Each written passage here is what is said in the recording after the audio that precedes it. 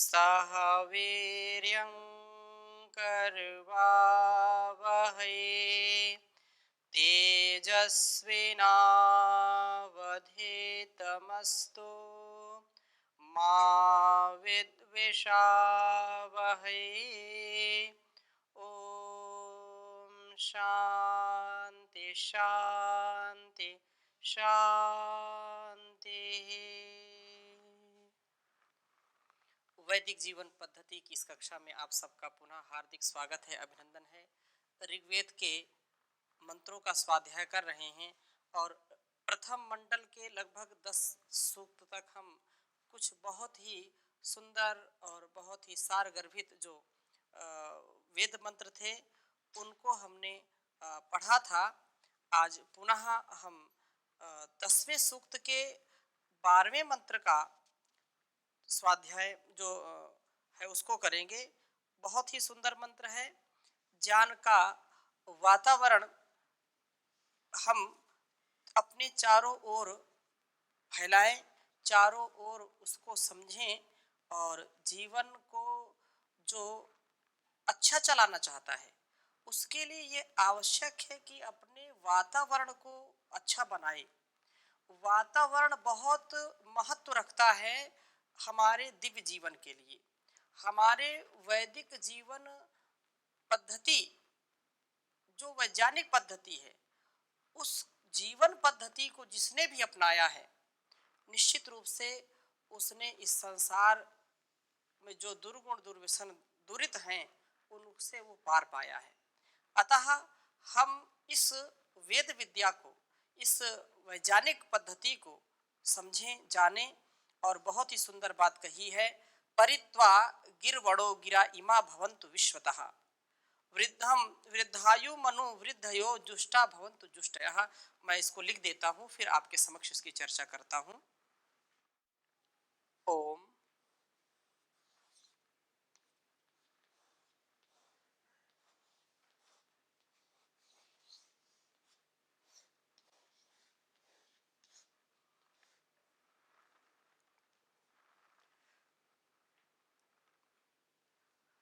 परित्वा गिरवड़ो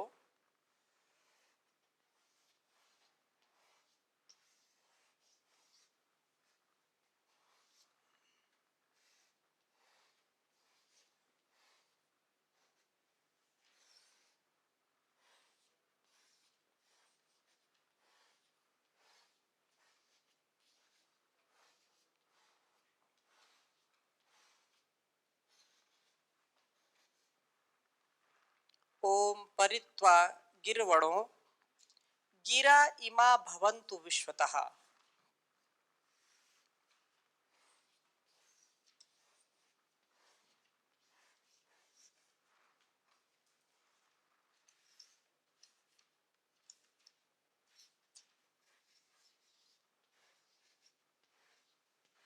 गिरा इमा भवन्तु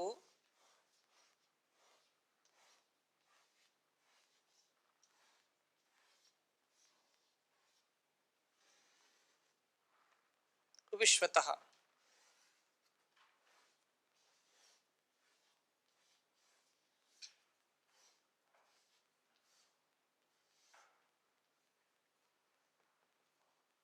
विश्वतः भवन्तु विश्वतः वृद्धायु मनु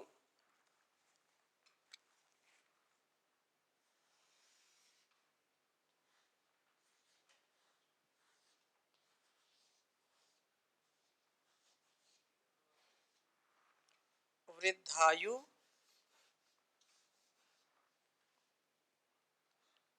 मनु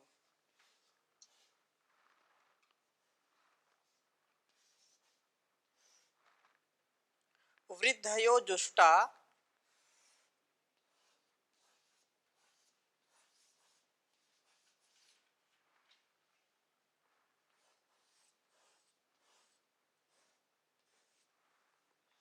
जुष्टा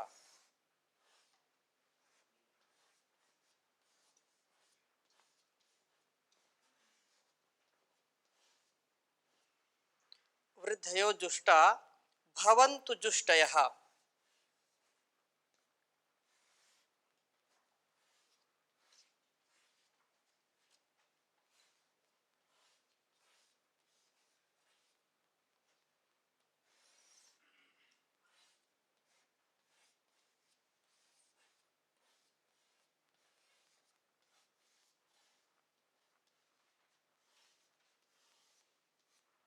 भवन्तु जुष्टयः।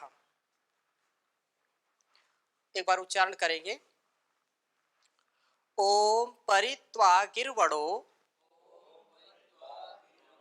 गिरा इमे इमा भवन्तु विश्वतः वृद्धायु मनु वृद्धयो जुष्टा भवन्तु जुष्टयः। ओम परित्वा गिर्वणो गिरा इमा भवन्तु विश्वतः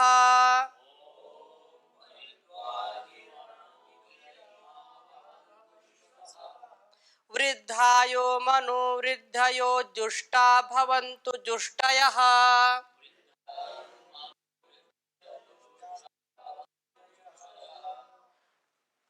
भावार्थ इस प्रकार से मंत्र का है कि प्रभु ही मानो हमको संकेत कर रहे हैं, हमसे कह रहे हैं, हमको उपदेश दे रहे हैं।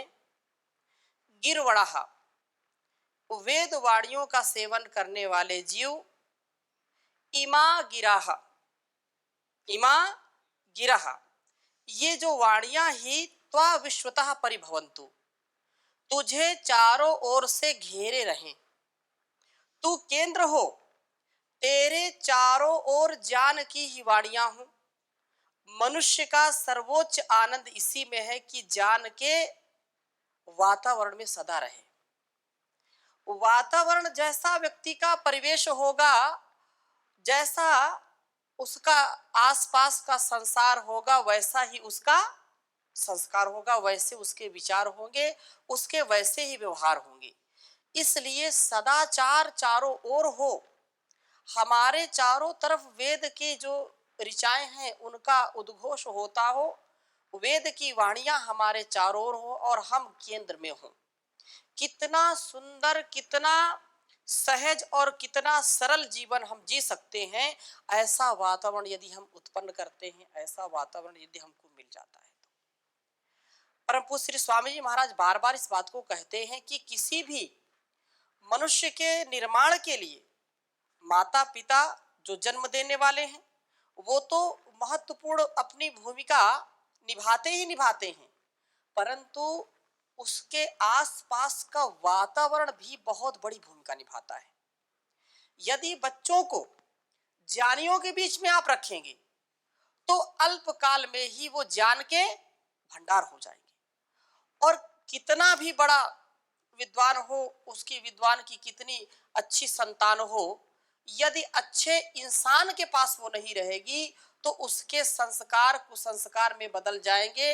वो व्यक्ति जिसको सच्चा इंसान बनना था वो शैतान बन जाता है, हैवान बन जाता है। तो ये ज्ञान की महिमा है, ये वातावरण ऐसा हमको बनाता है, वातावरण हमको दिव्य जीवन देता है।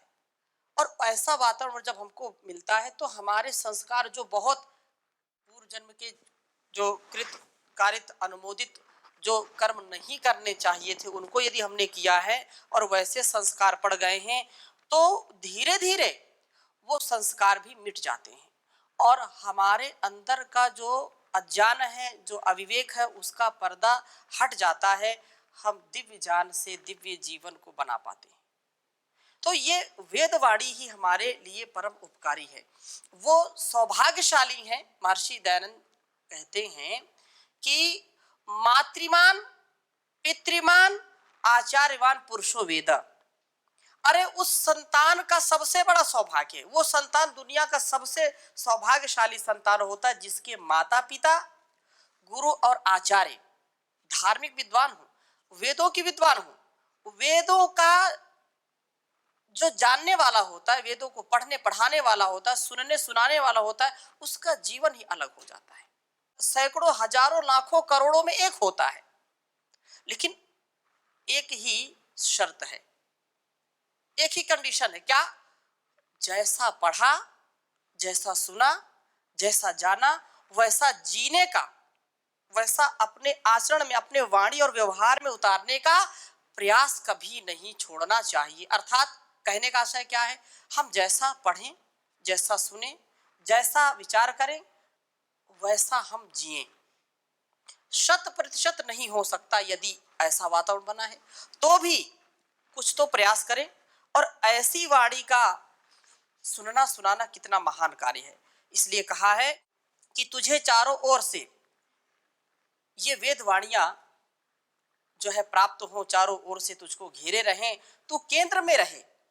ये ज्ञान की वाणियां वृद्धायुम अनु, वृद्धायुम अनु कहा है कि बढ़ी हुई आयु वाले तेरे दीर्घायुष्य के अनुपात में ही वृद्धियां बढ़ने वाली हूं। तेरी आयु बढ़ती जाए तो आयुष्य की वृद्धि के साथ ये वाणियां भी बढ़ती जाए, अर्थात तेरा ज्ञान आयुष वृद्धि के साथ बढ़ने वाला हो।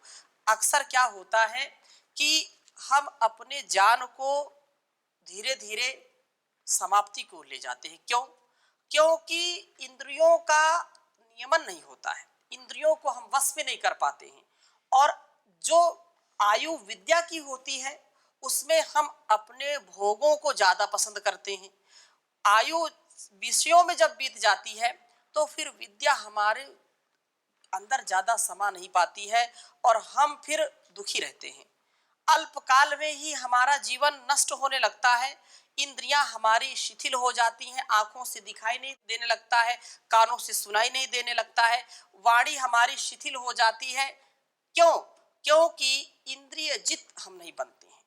इंद्रिय जित कैसे बनेंगे? तो वेदों की वाणी से ऐसा वातावरण हो, हम सुने और वैसा आचरण करेंगे। शरीर हम जब तक जिए पूरा स्वस्थ और सजगता के साथ हमारा जीवन होना चाहिए। 100 वर्ष भी जिए तो शान से जिए। अब 100 वर्ष की आयु है, ऐसा जी रहे शमशान में बैठे हैं, बिल्कुल। तो ऐसे जीवन को जीने से कोई लाभ नहीं है। अतः इंद्रियों में सबलता होनी चाहिए। वार्धक्य आए तो ज्ञान भी बढ़ता जाए, यही हमारी परंपरा है। वो आयु में भी वृद्ध और ज्ञान में भी वृद्ध। अक्सर लोग देखते हैं कि 60 वर्ष के बाद लोगों का जो ज्ञान है वो क्षरण को प्राप्त होने लगता है, आयु भी क्षरण को प्राप्त होती है, शरीर भी धीरे धीरे नष्ट होने लगता है और ज्ञान भी, स्मरण शक्ति समाप्त हो जाती है। वो बिरले लोग हैं, कई लाखों में करोड़ों में कोई ऐसा बिरला व्यक्ति जो इंद्रियों को जीत करके पूरा जो है सजगता में रहता है। इसलिए आयुष्य के साथ ये प्रार्थना हम करते हैं कि हम ज्ञान के बढ़ाने वाले हो, ज्ञान हमारा कम ना हो। जैसे जैसे हमारी आयु बढ़े वैसे वैसे क्या बढ़े? ज्ञान बढ़े। आज उल्टा गंगा आज बह रही है, जैसे जैसे आयु बढ़ती है वैसे वैसे वासनाएं बढ़ती चली जाती हैं, वैसे वैसे विषयों के प्रति आसक्ति बढ़ती जाती है, वैसे वैसे हमारा ज्ञान, जो विवेक है, जो ज्ञान है, वो घटता जाता है। क्यों? क्योंकि ऐसा वातावरण हमने नहीं बनाया, अपने घर को ऐसा नहीं बनाया, अपने परिवार को ऐसा नहीं बनाया। और इसमें क्योंकि संकोच नहीं करना चाहिए, जो लोग उपदेश ज्यादा करते हैं उन्हीं के घरों की, मैं सबकी बात नहीं कह रहा हूं, ये कड़वी बात है थोड़ी सी हो सकता है, लेकिन विचार करना चाहिए हमको भी। और जो इस कार्यक्रम को सुनते हैं उनको भी मैं निवेदन करना चाहूंगा कि हम जैसा बोलते हैं वैसा अंदर से और बाहर से जीने का हमको प्रयास करना चाहिए। अपने घर, अपने वातावरण को ऐसा बनाना चाहिए, ज्ञानमय वातावरण बनाना चाहिए, तो फिर इसका लाभ है। अब जो मंच पर बैठ करके हजारों लोगों को उपदेश करते हैं, लेकिन उनके घर में आओ तो इतनी लड़ाई झगड़ा, इतना जो है असंतुलन, इतना वातावरण दूषित होता है, तो ऐसे कैसे समाज का निर्माण होगा? वार्धक्य के साथ साथ हमारा ज्ञान बढ़े, ज्ञान में कहीं कमी नहीं आनी चाहिए। इसलिए आयु बढ़ती जाए तो आयु के साथ साथ ये हमारी वाणियां, ज्ञान की वाणियां सदा बढ़ती जाएं, अर्थात तेरा ज्ञान आयुष वृद्धि के साथ साथ बढ़ने वाला हो। क्योंकि ये अंगम गलितम फलितम मुंडम, दशन हीनम जातम तुंडम, वृद्धो याति गृहीत्वा दंडम तदपि न मुंचत्याशा पिंडम। भज गोविंदम गोविंदम भज मूढ़मते। ये सब शिथिल हो जाएगा। गात्रम संकुचितम गतिर्विगलिता भ्रष्टा च दान्तावलिर दृष्टिर्नाश्यते वर्धते बधिरता वक्त्रं च लायते वाक्यं नाद्रियते च बान्धव जनो भार्या न शुश्रूषते हा कष्टं पुरुषस्य जीर्णवयसः पुत्रोऽप्यमी त्रायते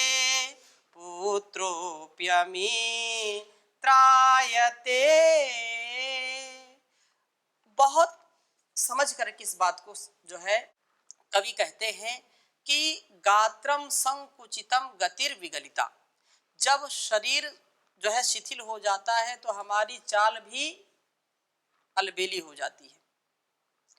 जाना चाहते हैं किधर और पैर गिरता है किधर। छड़ी का सहारा है, विगलित हो जाती है हमारी गति। और क्या कहा, गतिर विगलिता भ्रष्टा च दंतावलिर। कितना सुंदर चेहरा लगता है जब बत्तीसी होती है, दांतों की लड़ी लगी होती है और मुस्कुराते हैं तो कितने अच्छे लगते हैं दांत। लेकिन वार्धक्य में दांत सब, दांतों की लड़ी टूट जाती है और वो ठीक से बोल भी नहीं पाता है, हंस भी नहीं पाता है। आंखों की रोशनी भी चली जाती है, आंखों की रोशनी भी चली जाती है। वक्त्रम चला लाते और शरीर तो हिलता ही है, कंपायमान होता है। लार ना चाहते हुए भी लार टपकने लगती है, बहती है, छोटे बच्चों की कभी कभी गिरती है।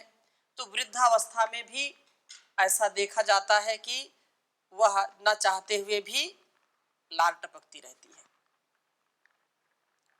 ऐसी कैसी स्थिति है। भ्रष्टाचार दंतावली दृष्टि नश्यति वर्धते बधिरता। सुनाई नहीं पड़ता, वृद्धापन की अवस्था है। वर्धते बधिरता वक्त्रम चला लायते वाक्यम नाद्रियते च बांधव जनो। यदि आपका ज्ञान धोखा देगा, आयु के साथ साथ यदि बुद्धि नहीं बढ़ेगी, आयु के साथ साथ यदि तुम्हारा ज्ञान नहीं बढ़ेगा, अनुभव नहीं बढ़ेगा, तो वृद्धावस्था में बड़ी दुर्गति होती है। आप देख सकते हैं जिन घरों में बड़े बुजुर्ग जब बच्चों जैसा व्यवहार करते हैं तो फिर उनकी बातों को कोई ध्यान देता है क्या? कोई ध्यान नहीं देता है और सब अनादर करते हैं उनका। यार ऐसे बैठे बैठे बस चिल्लाते रहते हैं, कुछ भी बोलते रहते हैं। तो अपना सम्मान अपने हाथ में है। इसलिए परमात्मा से प्रार्थना की जा रही है, परित्वा गिरवणो गिरा इमा भवन्तु विश्वतः वृद्धायु मनोवृद्धयो जुष्टा भवन्तु जुष्टया। कितनी सुंदर प्रार्थना कही है कि परमात्मा मेरी आयु के साथ साथ, क्योंकि रोकी तो रुक नहीं सकती, कुछ भी कोई भी इलाज संसार में नहीं है कि बुढ़ापा को रोका जा सके, जवानी को स्थिर किया जा सके, ऐसा कोई उपाय नहीं है। ब्रह्मचर्य का पालन करें तो जीवन हमारा दीर्घायु को प्राप्त होता है, इसमें कोई संदेह नहीं है। परंतु इसके लिए बहुत कुछ अपने जीवन में लगाना पड़ता है। लेकिन परिवर्तन तो शाश्वत है, परिवर्तन तो होगा ही होगा। हम कभी ऐसी कल्पना ना करें कि कभी वृद्धापन आएगा नहीं, जरूर आएगा। तो कहा कि वृद्धायु जो अपने घर में, अपने परिवार में, अपने समाज में जिनका आयु बढ़ने के साथ साथ जिनकी बुद्धि नहीं बढ़ती है, वे फिर पतन को प्राप्त होने लगते हैं। हम स्वयं देखते हैं परिवारों में। तो परमात्मा हमारी बुद्धि को, आयुष्य के साथ साथ बुद्धि को बढ़ाएं और जुष्टयः प्रीति पूर्वक प्रभु का सेवन जिनसे किया जाता है वे ज्ञान की वाणियां तुझे दुष्टा प्रिय भवंतु। अपना स्वयं का खून, अपना स्वयं का पुत्र या पुत्री, अपनी स्वयं की पत्नी या पति साथ नहीं देते। हाँ, कष्टम पुरुषस्य जीर्ण वैसा पुत्रोपि मित्रायते, पुत्र भी शत्रुवत व्यवहार करता है यदि हम अपने नियंत्रण में नहीं रहते हैं। इसलिए प्रीतिपूर्वक प्रभु का सेवन जिनसे किया जाता है वे ही ये ज्ञान की वाणियां तुझे दुष्टा प्रिय भवंतु हो। तू इनका प्रेम पूर्वक सेवन करने वाला हो, ज्ञान में तुझे आनंद का अनुभव हो। ये ज्ञान की वाणियां ही प्रभु का उत्कृष्ट उपासन जो है कराती हैं, उत्कृष्ट उपासन हो जाती हैं। जैसा जैसा ज्ञान होगा, जैसा जैसा हमारा विवेक बढ़ेगा, वैसे वैसे हम सद्गति को, सच्चाई को और शांति को, आनंद को प्राप्त होते चले जाएंगे।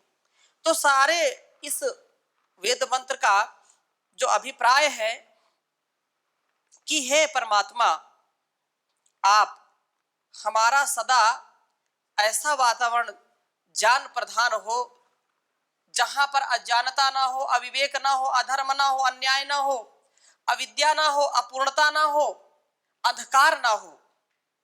ऐसा वातावरण हमको चाहिए जहां पर ज्ञान हो, विज्ञान हो, विद्या हो, धर्म हो, सत्संग हो, न्याय हो, जहां पर विशालता हो, संकीर्णता ना हो, जहां पर सब मिलजुल करके अपने अपने सदकर्मों में लगे रहते हो। ऐसा वातावरण हमको सदा मिलना चाहिए। सदा ज्ञान वृद्ध, वयोवृद्ध हम बने, आयु के साथ साथ हमारा ज्ञान कभी नष्ट ना हो। अतः हे प्रभु, आप यह ज्ञान मुझे दीजिए, इस ज्ञान से हमको आनंद अनुभव होगा और हमें ज्ञान के द्वारा प्रभु की उपासना प्रिय हो, ऐसी प्रार्थना की है। और ऐसी प्रार्थना से आप देखिए कि विचार करने में कितना सुंदर, कितना अच्छा अनुभव होता है, और जब हम इसको जीने लगते हैं तो कैसा अनुभव होगा ये कल्पना हम कर सकते हैं। सुनने मात्र से सुख और शांति का, आनंद का अनुभव हो रहा है, तो जिएंगे तो कैसा अनुभव होगा। क्योंकि जो नकली माल होता है वो नकली माल तो नकली ही होता है, असली असली होता है। जो हीरा होता है वो उसकी अलग चमक है और जो कांच है उसकी अलग चमक है। तो जो ज्ञान के वातावरण में रहता है उसका उठना बैठना, उसका चलना फिरना, उसके हाव भाव ऐसे दिव्यता से ओतप्रोत हो जाते हैं जो कभी भी हमको पतित नहीं होने देते हैं। और वह कब संभव हो? जब हम परमात्मा की शरणागति को प्राप्त हो, परमात्मा के सन्निधि में रहें, परमात्मा को सदा स्मरण करने वाले बने। इसलिए अपने भक्तों में हमको बिठा लीजिए, ठोकरे खा रहे हैं बचा लीजिए। अपने भक्तों में हमको बिठा लीजिए, ठोकरे खा रहे हैं बचा लीजिए। नैया जीवन की है नाथ मझधार में, वर के करुणा किनारे लगा दीजिए। नैया जीवन की है नाथ मझधार में, वन के करुणा किनारे लगा दीजिए। छा रहा है अंधेरा मेरे चारों तरफ, जान ज्योति को मन में जला दीजिए। अपने भक्तों में हमको बिठा लीजिए, ठोकरे खा रहा हूँ बचा लीजिए। माना होगा किसी को किसी का, माना होगा किसी को कोई पिता, मेरा तू ही है मुझसे लिखा लीजिए। वेदवाणी तेरी नाथ अमृत भरी, भर के प्याला मुझे बस पिला दीजिए। वेदवाणी तेरी सदा अमृत भरी, भर के प्याला मुझे बस पिला दीजिए, ठोकरे खा रहा हूँ बचा लीजिए। और पापों के हैं मेरे मन की गति, और चरणों के आगे अपने लगा लीजिए। देश को है पिता तेरा ही सहारा, गोद अपनी में स्वामी बिठा लीजिए। अपने भक्तों में हमको बिठा लीजिए, अपने भक्तों में हमको बिठा लीजिए। ठोकरे खा रहा हूँ बचा लीजिए, ठोकरे खा रहा हूँ बचा लीजिए। तो आज की कक्षा को इन्हीं संकल्पों के साथ पूरा करते हैं। शेष चर्चा अगली कक्षा में हम करेंगे नए मंत्र के साथ। ओम शांति शांति शांति।